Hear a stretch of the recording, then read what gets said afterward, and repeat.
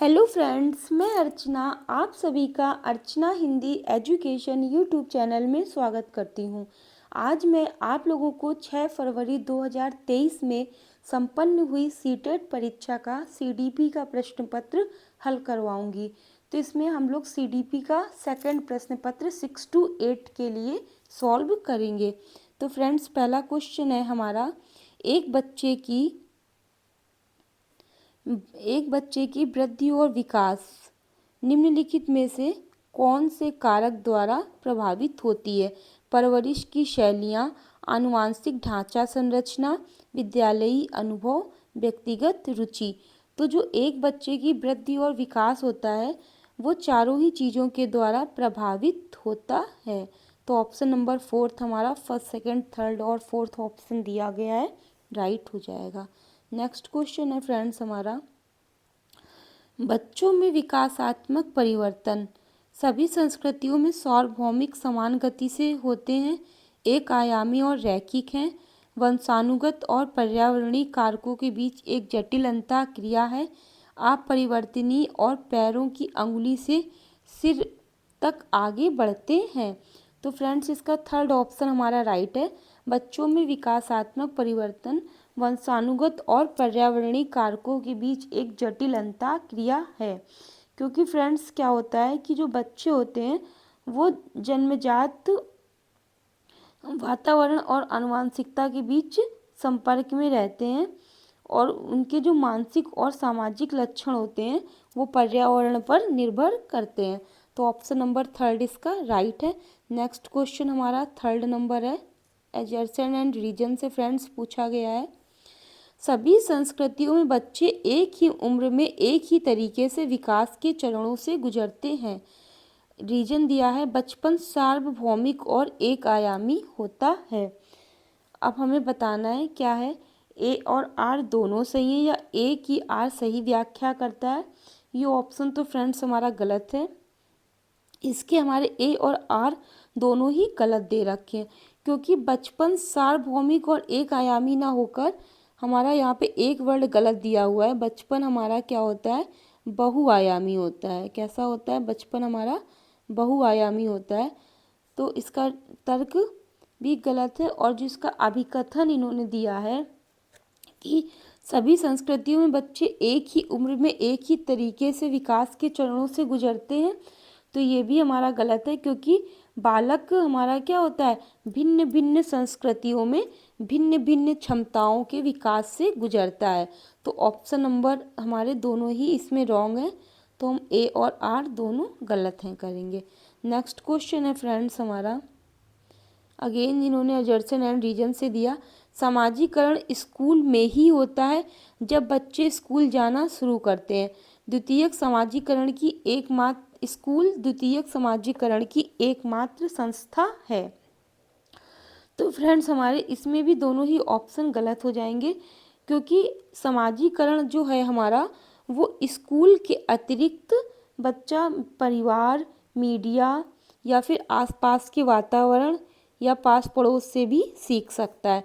तो इसका रीजन भी हमारा गलत दिया हुआ है। और फर्स्ट इन्होंने दिया कि समाजीकरण स्कूल में ही होता है, इन्होंने स्कूल में क्या कर दिया, जोड़ डाला है। ये भी हमारा गलत है, क्योंकि स्कूल जाने के पहले बच्चा सबसे पहले तो 2 इयर्स या 2.5 इयर्स तक तो बच्चा अपने अपने पड़ोसी, सहकर्मी समूह, मीडिया या समाज के द्वारा बहुत सारी चीज़ों को सीख लेता है। उसके बाद में वो स्कूल जाना स्टार्ट करता है। तो इसमें हमारा ए अभिकथन भी गलत दिया हुआ है, तो ए और आर दोनों गलत हो जाएंगे। नेक्स्ट क्वेश्चन है फ्रेंड्स हमारा 5 नंबर, सीमा अपनी मम्मी की आज्ञा के बिना रसोई से मिठाई खाने में डरती है। उसे लगता है कि मम्मी को पता लगने पर उसे सजा मिलेगी। कोहल वर्ग के नैतिक सिद्धांतों के अनुसार सीमा किस स्तर पर है? उत्तर पारंपरिक स्तर, पूर्व पारंपरिक स्तर, अमूर्त पारंपरिक स्तर या पारंपरिक स्तर। तो ये पूर्व पारंपरिक स्तर पर है सीमा, क्योंकि जो पूर्व पारंपरिक स्तर की अवधि होती है वो लगभग 9 इयर्स होती है। इसमें जो बालक होता है या बालिकाएं होती हैं वो अपने वयस्कों से ये अपेक्षाएं करती हैं कि उन्हें जो अगर वो कोई नियम तोड़ेंगी या फिर कोई बात को नहीं मानेंगी तो उन्हें क्या है, डांट पड़ेगी। तो ये अवस्था हमारी पूर्व पारंपरिक अवस्था, ये 11 वर्ष की हमारी अवस्था होती है। तो ऑप्शन नंबर हमारा सेकंड राइट हो जाएगा। कभी कभी इसका एज पूछेगा तो आप बताएंगे पूर्व पारंपरिक अवस्था हमारी 11 वर्ष की मानी जाती है। नेक्स्ट फ्रेंड्स हमारा क्वेश्चन है, जीन पियाजे के अनुसार संज्ञानात्मक विकास किस प्रक्रिया द्वारा सुगम होता है? अनुकूलन, पुनर्बलन, पूर्वाभ्यास या फिर कलन विधि? तो जो संज्ञानात्मक विकास है हमारा, वो अनुकूलन के द्वारा हमारा ज़्यादा सुगम माना जाता है, क्योंकि बच्चों के अंदर अपने वातावरण के साथ समायोजन करने की क्या सहजता या क्षमता देखी जाती है। बच्चे अपने वातावरण से प्रारंभिक जीवन में बहुत कुछ अनुकूलन के माध्यम से सीख लेते हैं। तो ऑप्शन नंबर फर्स्ट इसका राइट हो जाएगा फ्रेंड्स। नेक्स्ट क्वेश्चन फ्रेंड्स हम देखते हैं, जीन पियाजे द्वारा प्रस्तावित विशेषताओं के साथ चरणों की सही सुमेलित जोड़ी चुनें। संवेदी चालक अवस्था नाटकीय खेल में संलग्न, पूर्व संक्रियात्मक अवस्था वस्तु स्थायित्वता का प्रारंभ, मूर्त संक्रियात्मक अवस्था क्रियाओं को मानसिक तौर पर प्रतिवर्तन में सक्षम, अमूर्त संक्रियात्मक अवस्था परिकल्पित निगमनात्मक तर्क में सक्षम। तो इसका फ्रेंड्स हमारा फोर्थ ऑप्शन क्या होगा, राइट होगा, क्योंकि जब बच्चा हमारा अमूर्त संक्रियात्मक अवस्था में होता है तो वो क्या बहुत सारी चीज़ों को परिकल्पित चिंतन या कल्पनाओं के बारे में सोचना, कोई सपने को सोचने करने में क्या होता है, सक्षम होता है। अमूर्त संक्रियात्मक अवस्था में बच्चा हमारा अपसारी और अभिसारी चिंतन करने में भी सक्षम हो जाता है। तो ऑप्शन नंबर इसका हमारा फोर्थ राइट हो जाएगा। और फ्रेंड्स जीन पियाजे, वाइगोत्स्की और कोहलबर्ग, ये तीनों ही टॉपिक सीटेट के बहुत ही फेवरेट हैं। कभी कभी इनसे 10 से 15 नंबर के क्वेश्चन पूछ लेता है, तो आप इन तीनों ही टॉपिक को बहुत अच्छे से पढ़िएगा। और अगर इनकी एज पूछता है तो आप बताएंगे कि जो संवेदी चालक अवस्था है ये 0 से 2 साल तक होती है हमारी, और 0 से 2 साल होती है। और जो पूर्व संक्रियात्मक अवस्था हमारी होती है ये 2 से हमारी 7 वर्ष तक होती है। और मूर्त संक्रियात्मक अवस्था हमारी 7 से 11 वर्ष होती है। और अमूर्त संक्रियात्मक अवस्था 11 से 15 वर्ष मानी जाती है। तो फ्रेंड्स आप लोग इसको भी नोट कर लीजिए, हो सकता है आपके पेपर में एज पूछ ले। नेक्स्ट क्वेश्चन है फ्रेंड्स हमारा, लेव वाइगोत्स्की के अनुसार बच्चों को सीखने में सक्षम बनाने के लिए इनमें से कौन से कारक की महत्वपूर्ण भूमिका है? संवाद, व्याख्यान, सजा या फिर पुरस्कार? तो फ्रेंड्स अगर बच्चों को हमें सीखने में सक्षम बनाना है तो हम लोग उसमें क्या करेंगे, संवाद करेंगे। क्योंकि जब तक बच्चा अपने विचारों को एक दूसरे के मध्य क्या साझा नहीं करेगा या अपने विचारों की प्रक्रिया को व्यवस्थित नहीं करेगा, तब तक उसको क्या बहुआयामी जो बुद्धि है वो उसके अंदर डेवलप नहीं होगी। तो संवाद करके बच्चा बहुत सारे नए प्रयोगों को भी करना सीख लेता है। तो ऑप्शन नंबर फर्स्ट इसका राइट हो जाएगा। नेक्स्ट क्वेश्चन है फ्रेंड्स हमारा 9 नंबर, निम्न में कौन से मनोवैज्ञानिक ने प्रतिपादित किया कि अंतःक्रिया को बच्चों के भाषिक विकास में बहुत महत्वपूर्ण भूमिका है? पहला है जीन पियाजे, सेकंड है लेव वाइगोत्स्की, थर्ड है बीएफ स्किनर और फोर्थ है नोम चॉम्स्की। तो फ्रेंड्स हमारा अंतःक्रिया के भाषिक विकास में महत्वपूर्ण योगदान लेव वाइगोत्स्की जी ने दिया है। लेव वाइगोत्स्की ने बताया कि जो बच्चा होता है वो भिन्न भिन्न संस्कृतियों के बच्चों में क्या होती है, बच्चा जो भिन्न भिन्न संस्कृतियों में भिन्न भिन्न चीज़ों को या भिन्न भिन्न भाषाओं को सीखने की क्षमता रखता है। तो जो वाइगोत्स्की साहब हैं इन्होंने भाषा पर बहुत जोर दिया है। तो ऑप्शन नंबर सेकंड इसका राइट हो जाएगा। नेक्स्ट क्वेश्चन है फ्रेंड्स हमारा, तार्किक गणितीय बुद्धि की क्षमताओं में क्या शामिल है? छवियों में हेरफेर, ग्राफिक कौशल और स्थानिक तर्क, कुछ भी जिसमें 2 से अधिक आयाम शामिल होंगे, लय, ताल, स्वर, माधुर्य के प्रति संवेदनशीलता, विशिष्ट पिचों, स्वरों और लय के बीच अंतर करना जिसे पहचानने में अन्य लोग चूक सकते हैं, पूर्व ज्ञान के आधार पर वर्गीकरण करना, पैटर्न पहचानना व विचारों के बीच संबंध बनाना। जहाँ पर तर्की गणितीय बुद्धि की बात की जाती है तो वहाँ पे पूर्व ज्ञान के आधार पर वर्गीकरण करना, पैटर्न पहचानना व विचारों के बीच संबंध बनाने को महत्व दिया जाता है। ऑप्शन नंबर 4 इसका राइट होगा। और अगर पूछता है कि बुद्धि के बारे में या बहुबुद्धि सिद्धांत किसने दिया, तो आप लोग बताएंगे कि हावर्ड गार्डनर ने बहुप्रतिभा सिद्धांत, तार्किक गणितीय सिद्धांत, लंबी श्रृंखला को हल करने की क्षमता, ये सब इन्होंने बताई है। तो ऑप्शन नंबर 4 हमारा राइट हो जाएगा।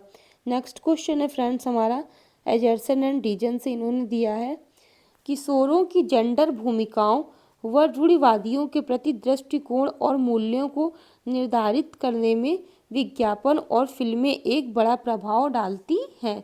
तर्क है इसका, मीडिया समाजीकरण की एक शक्तिशाली प्राथमिक संस्था है। तो फ्रेंड्स हमारा इसमें दोनों ही कथन हमें सही दिए हुए हैं। तो आप लोग कौन से ऑप्शन के साथ जाएंगे? फर्स्ट ऑप्शन के साथ जाएंगे। ए और आर दोनों सही हैं और ए की आर सही व्याख्या करता है। नेक्स्ट क्वेश्चन है फ्रेंड्स हमारा, विभिन्न पृष्ठभूमियों के बच्चों के सीखने की सुविधा के लिए शिक्षकों को चाहिए कि वे गैर प्रासंगिक पाठ्यक्रम का पालन करें, विभेदित निर्देश लागू करें, मानकीकृत मूल्यांकन का पालन करें, बहिष्करण प्रथाओं का अभ्यास करें। तो फ्रेंड्स इसमें हमारा सेकंड ऑप्शन राइट है, विभेदित निर्देश लागू करें। एक समावेशी कक्षा में फ्रेंड्स क्या होता है, विभिन्न योग्यताओं के बच्चे आते हैं, उनमें विभिन्न प्रकार की अक्षमताएं पाई जाती हैं और विभिन्न संस्कृतियों के बच्चे पढ़ने आते हैं। तो जब विभिन्न पृष्ठभूमि से बच्चे सीखेंगे तो आपको विभेदित निर्देश लागू करने पड़ेंगे। मीन्स अलग अलग सारे बच्चों को अलग अलग शिक्षा देनी होगी, क्योंकि विभिन्न पृष्ठभूमियों में प्रतिभाशाली बच्चे और गैर पिछड़े बच्चे, मंदबुद्धि बच्चे, सारे ही बच्चे शामिल होते हैं। तो आपको सबकी जो सीखने का लेवल होता है, आईक्यू पावर, वो अलग अलग होती है। तो आपको समावेशी कक्षा में विभिन्न योग्यताओं, अक्षमताओं और संस्कृतियों के विद्यार्थी पढ़ते हैं, तो सबको अलग अलग पढ़ाने के लिए निर्देश देने पड़ेंगे। ऑप्शन नंबर सेकंड इसका राइट हो जाएगा। नेक्स्ट क्वेश्चन हम फ्रेंड्स देखते हैं, आकलन। आकलन को अधिगम की दिशा देनी चाहिए और किसका आकलन करना है इससे निर्धारित होना चाहिए क्या पढ़ाना है। आकलन को सीखने से नहीं जोड़ा जाना चाहिए क्योंकि दोनों अलग अलग प्रक्रियाएं हैं। आकलन को बच्चों को समान क्षमता समूहों, धीमे सीखने वाले बुद्धिमान बच्चों के पृथक समूह बनाने के लिए इस्तेमाल किया जाना चाहिए। आकलन को बच्चों की सीखने की तैयारी से लेकर शिक्षण अधिगम प्रक्रिया का एक अभिन्न अंग होना चाहिए। तो फ्रेंड्स इसमें हमारा जो इन्होंने फोर्थ ऑप्शन दिया है कि आकलन को बच्चों की सीखने की तैयारी से लेकर शिक्षण अधिगम प्रक्रिया का एक अभिन्न अंग होना चाहिए, राइट हो जाएगा। ऑप्शन नंबर 4 के साथ हम आगे बढ़ेंगे। नेक्स्ट क्वेश्चन है हमारा, एक प्रगतिशील कक्षा में सीखना व्यक्तिवादी और निष्क्रिय, सक्रिय और सामाजिक है, परीक्षा उन्मुख है या पाठ्यक्रम केंद्रित है। तो जो एक प्रगतिशील कक्षा होती है उसमें सीखना सक्रिय और सामाजिक माना जाता है। कभी कभी फ्रेंड्स पूछता है कि प्रगतिशील शिक्षा कहाँ से आई और किसने दी। तो आप बताएंगे कि जो प्रगतिशील शिक्षा की जो अवधारणा है वो हमारी कहाँ से आई है, अमेरिका से आई है। ये हमारी अमेरिका से आई है और इसको दिया किसने, तो आप लोग बताएंगे कि जो जॉन डीवी सर हैं उन्होंने प्रगतिशील शिक्षा को दिया है। तो ऑप्शन नंबर सेकंड इसका राइट हो जाएगा। नेक्स्ट हमारा 15 नंबर क्वेश्चन इन्होंने अगेन एजर्सन एंड रीजन से दे दिया, शिक्षकों को बच्चों के मूल्यांकन के लिए मानकीकृत पाठ्यक्रम और प्रक्रियाओं का पालन करना चाहिए। समावेशी शिक्षा का उद्देश्य मतभेदों को खारिज कर सभी को समान बनाने की दिशा में काम करना है। तो फ्रेंड्स, इसका हमारा दोनों ही ऑप्शन इन्होंने गलत दे दिए हैं। तो फोर्थ ऑप्शन में दे रखा है कि ए और आर दोनों गलत हैं। तो हमारा ऑप्शन नंबर फोर्थ सही हो जाएगा। नेक्स्ट क्वेश्चन की तरफ फ्रेंड्स बढ़ते हैं। 16 नंबर क्वेश्चन है, जब विशिष्ट आवश्यकता वाले बच्चे एक समावेशी कक्षा में प्रवेश लेते हैं तो निम्न में से कौन सा कथन सही है। विशिष्ट बच्चों का सामान्य बच्चों के साथ सीखना अवास्तविक है। विशिष्ट आवश्यकता वाले बच्चे सीखने के लिए अभिप्रेरित नहीं होते। शिक्षकों को शिक्षण की पद्धतियों में बदलाव की आवश्यकता है। इससे सभी बच्चों के साथ कार्य करने की क्षमता व अलग अलग दृष्टिकोण को तुल्य करने के कौशल सुदृढ़ होते हैं। तो फ्रेंड्स, आप लोग इसमें कौन से ऑप्शन राइट करेंगे। इसमें हमारा सी और डी ऑप्शन केवल राइट है कि विशिष्ट आवश्यकता वाले बच्चों सीखने, कौन सा कथन सही इसमें बोला है कि कथन सही है। आपको सही कथन इसमें पहचानना है। तो सही कथन हमारा क्या है, सी नंबर है। अभिप्रेरित नहीं होते, ये तो हमारा निगेटिव है, ये तो कट जाएगा। और अवास्तविक नहीं होता, सीखना हमेशा वास्तविक होता है, ये भी हमारा कट जाएगा। शिक्षकों को शिक्षण की पद्धतियों में बदलाव की आवश्यकता है, ये सही है, क्योंकि समावेशी कक्षा में हर प्रकार का स्टूडेंट सीखने आता है। तो शिक्षकों को शिक्षण पद्धतियों में बदलाव करना चाहिए। हर स्टूडेंट्स के अकॉर्डिंग उनको अलग अलग स्किल सिखानी चाहिए। इससे सभी बच्चों के साथ कार्य करने की क्षमता व अलग अलग दृष्टिकोण को तुल्य करने के कौशल सुदृढ़ होते हैं। फोर्थ ऑप्शन भी हमारा राइट है। तो इसमें हमारा थर्ड एंड फोर्थ ये दोनों ही ऑप्शन राइट दिए हुए हैं। तो ऑप्शन नंबर सेकंड में हमारा थर्ड और फोर्थ ऑप्शन दिया है, तो ऑप्शन नंबर सेकंड इसका राइट हो जाएगा। नेक्स्ट क्वेश्चन है फ्रेंड्स हमारा, प्रतिभाशाली अधिगमकर्ताओं के संदर्भ में लीक से हटकर सोचने का इस्तेमाल किसके लिए किया जाता है। निम्न स्तर की सोच, अभिसारी सोच, अनम्य सोच या फिर अपसारी सोच। तो लीक से हटकर सोचना मीन्स अपने किसी केंद्र बिंदु से हटकर छात्र दूसरा कुछ सोचने समझने की क्षमता रखता है। तो आप लोग अपसारी चिंतन सही लगाएंगे, क्योंकि जो प्रतिभाशाली विद्यार्थी होता है वो सामान्यतः एक विशिष्ट क्षेत्र के सामान्य मानसिक क्षमता में क्या होते हैं, धनी होते हैं। मतलब उनके अंदर सोचने की क्षमता बहुत अधिक पाई जाती है। तो आप लोग अपसारी चिंतन इसको लगाएंगे। नेक्स्ट क्वेश्चन है फ्रेंड्स हमारा 18 नंबर, शिक्षा में समावेश का क्या अर्थ है। विशेष विद्यालयों में विकलांगों की शिक्षा का प्रबंध, सभी बच्चों को गुणवत्तापूर्ण शिक्षा का प्रावधान, प्रतिभाशाली बच्चों का विशेष विद्यालयों में नियोजन, समावेशी व्यवस्था में विशेष बच्चों के लिए अलग अलग वर्गों का प्रावधान। तो फ्रेंड्स, इसमें हमारा सेकंड ऑप्शन राइट है, सभी बच्चों को गुणवत्तापूर्ण शिक्षा का प्रावधान होना चाहिए।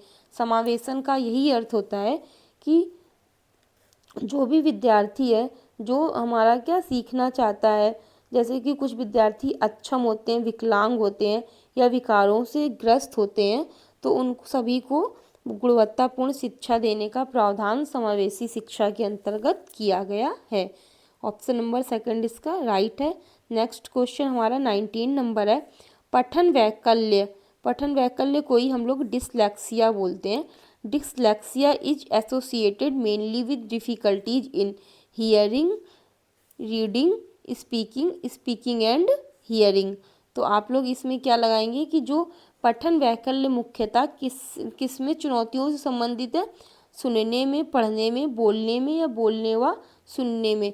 तो जो डिसलेक्सिया होता है वो रीडिंग मीन्स पढ़ने में प्रॉब्लम क्रिएट करता है। इसमें जो बच्चे होते हैं वो उनके अंतर्गत जो वर्तनी लिखना चाहते हैं तो वो सही वर्तनी नहीं लिख पाते हैं, लंबे पाठों को याद नहीं रख पाते हैं, वो मतलब डिसलेक्सिया विकार से ग्रसित होते हैं।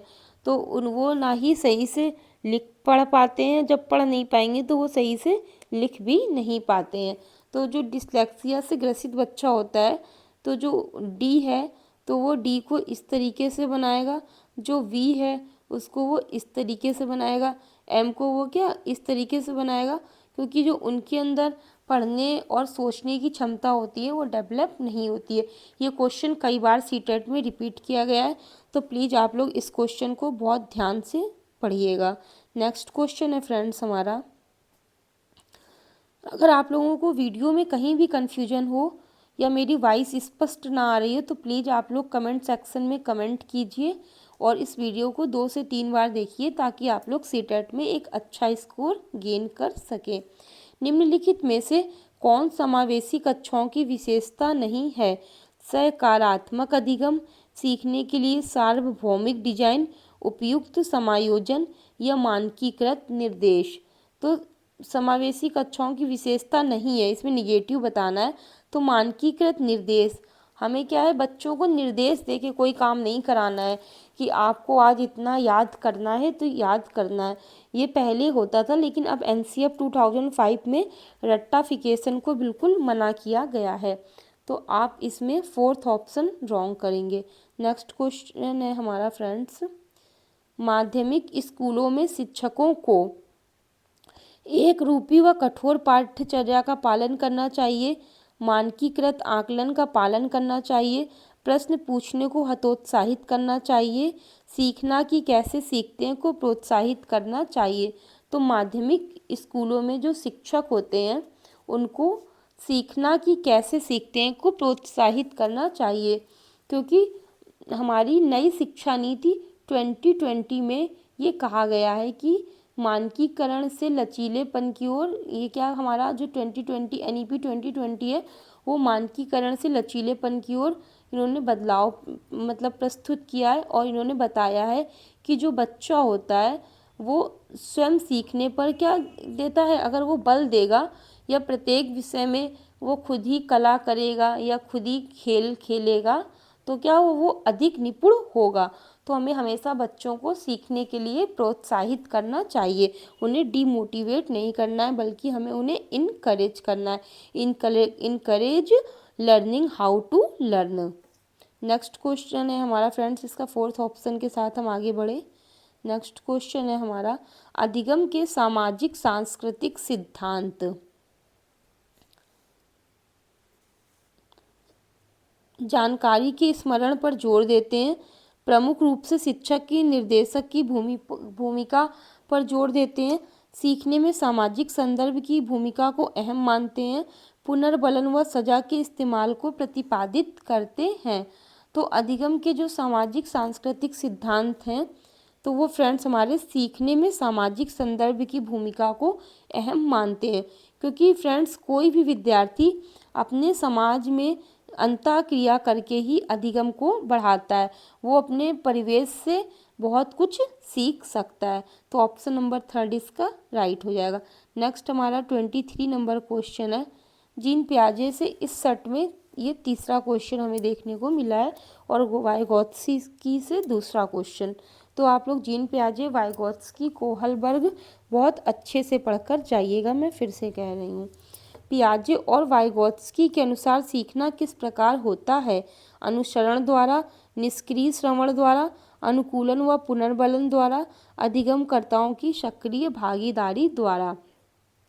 तो इसका 4th ऑप्शन हमारा गलत है कि पियाजे और वाइगोत्स्की के अनुसार जब तक जो सीखने वाला है वो अपनी सक्रिय भागीदारी नहीं पेश करेगा तब तक आप पाठ्यक्रम को सही से नहीं पढ़ा पाएंगे, क्योंकि अधिगमकर्ता अपने वर्तमान और वातावरण के साथ में अंतःक्रिया करके अधिगम को और अधिक सफल बना सकता है।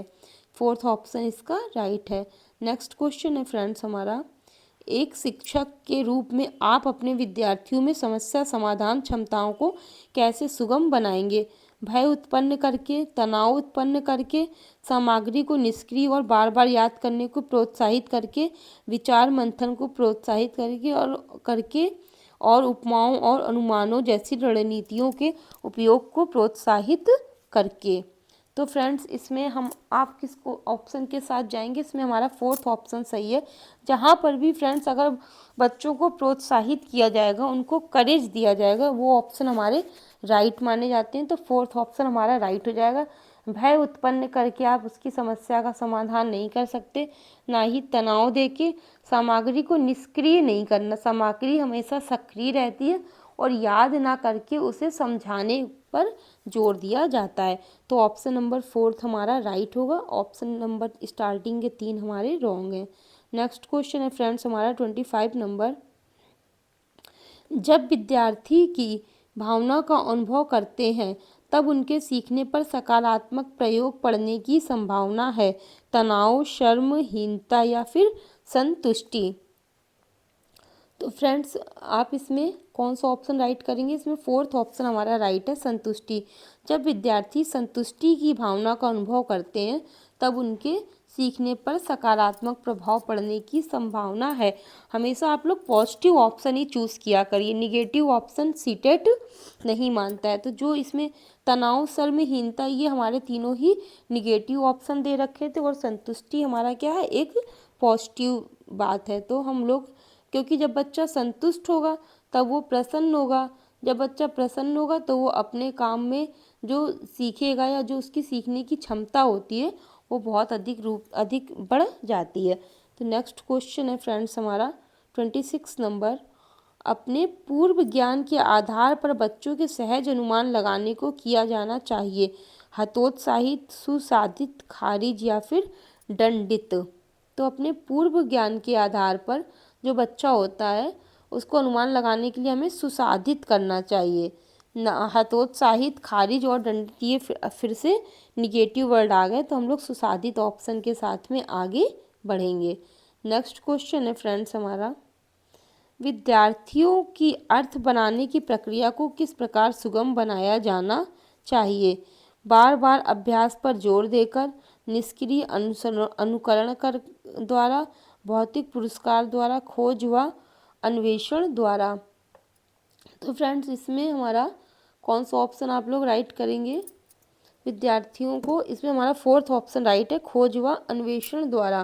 क्योंकि जब तक विद्यार्थी किसी चीज़ को खोजेगा या नहीं तब तक उसके अंदर जिज्ञासा और वो सक्रिय दृष्टिकोण को अपने अंदर डेवलप नहीं कर पाएगा। तो ऑप्शन नंबर फोर्थ हमारा राइट हो जाएगा। नेक्स्ट क्वेश्चन हमारा 28 नंबर है। समस्या समाधान की प्रभावशाली रणनीति नहीं है। प्रकार्यात्मक आबद्धता, पश्चगामी कार्यकारी युक्ति, स्वानुभाविक या फिर कलन विधि। तो इसका हमारा फर्स्ट ऑप्शन राइट है, प्रकार्यात्मक आबद्धता समस्या समाधान की प्रभावशाली रणनीति नहीं है। जबकि पश्चगामी कार्यकारी युक्ति, स्वानुभाविक और कलन विधि ये हमारी प्रभावशाली रणनीति होती हैं, क्योंकि ये विधियाँ पूर्व निर्धारित होती हैं और हमारा लक्ष्य तक मार्गदर्शन करती हैं। तो ऑप्शन नंबर फर्स्ट इसका रॉन्ग होगा, बाकी तीनों ही ऑप्शन हमारे राइट हैं। नेक्स्ट क्वेश्चन है फ्रेंड्स हमारा 29 नंबर। एक सामाजिक रचनावादी कक्ष में सीखना निष्क्रिय रूप से होता है, का स्वरूप सामाजिक होता है, पाठ्य पुस्तक केंद्रित होता है, परीक्षा केंद्रित होता है। तो एक सामाजिक रचनावादी कक्ष में जो हमारा सीखना है वो सामाजिक सीखने का स्वरूप क्या होता है, सामाजिक होता है। क्योंकि फ्रेंड्स सामाजिक रचनावादी कक्षा में विद्यार्थी अंतःक्रिया के द्वारा सीखने पर बल देते हैं और वो ज्ञान के निर्माता के रूप में स्वयं को देखते हैं। तो इसका ऑप्शन नंबर सेकंड हमारा राइट हो जाएगा। नेक्स्ट एंड लास्ट क्वेश्चन है फ्रेंड्स हमारा 30 नंबर। निम्न में कौन सा कारक बच्चों की विफलता के लिए जिम्मेदार है। अब इसमें क्या बताना है, उनकी विफलता बतानी है। व्यक्तिगत पाठ्यचर्या, संदर्भित पाठ्यचर्या, चक्रीय पाठ्यचर्या, पाठ्यचर्या का मानकीकरण। तो फ्रेंड्स इसमें हमारा फोर्थ ऑप्शन राइट है कि विफलता के लिए कौन जिम्मेदार है, पाठ्यचर्या का मानकीकरण।